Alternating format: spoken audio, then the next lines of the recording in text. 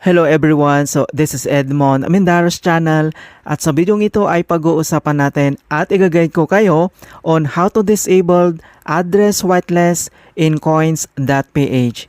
So, ano bang ibig sabihin ng address whitelist? Isa itong helpful security feature na pwede tayo mag-save ng trusted cryptocurrency wallet address katulad ng recipient name, destinations wallet exchange at para ma-restrict ang withdrawals sa pre-approved destinations. Nami-minimize din nito ang errors at unauthorized withdrawals.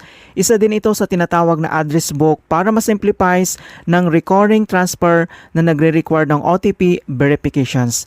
Kaya kung hindi mo kabisado kung paano ba natin ito i-disabled or i-turn off, then station ka lang at start na natin. So ang next step ay kailangan mo lang mag-login or i-open mo lang dito ang yung coin.ph app, i-click mo lang. Dito lang sa ating coin.ph profile homepage, dito lang sa top left corner, makikita mo dito yung ating coin.ph profile icon, i-click mo lang. At dito lang sa ating profile, and then kailangan mo lang i-select dito yung settings. At dito sa settings and then under lang dito sa security, makikita mo na dito yung tinatawag na address whitelist and then i-click mo ulit yan. And then dito na sa address whitelist, so makita mo naman dito yung kanyang enabled whitelist. So since na-enable na natin ito or na-activate, so kung paano ba natin ito i-turn off or i-disabled. So kapag naka-enable kasi ito, you can only withdraw to addresses listed to this address whitelist. Ayan, so makita mo naman dito yung address kapag mayroon kang na-add na dito as quick transactions. So dito lang sa top left corner, makikita mo dito yung kanyang button and then i-toggle off position lang natin yan para ma-disabled or ma-turn off.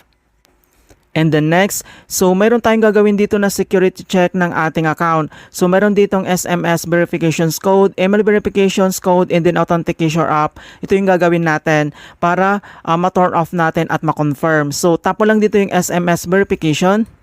Kapag na-enter mo na dito yung SMS verifications code and then next, dito ulit tayo sa email verifications, itap mo lang yung request code.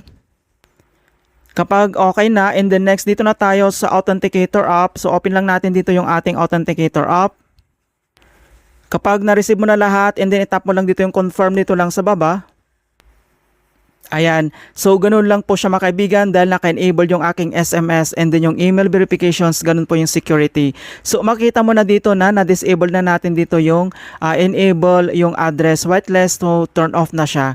Alright, so ganun lang po kasimple mga kaibigan kung paano natin i-turn off or disabled ang address whitelist dito lang sa ating coins.ph app. In hope na nakapagbigay ako ng konting kalaman at guide tungkol sa coin.ph app tutorials. Thank you guys and see you in my next tutorials.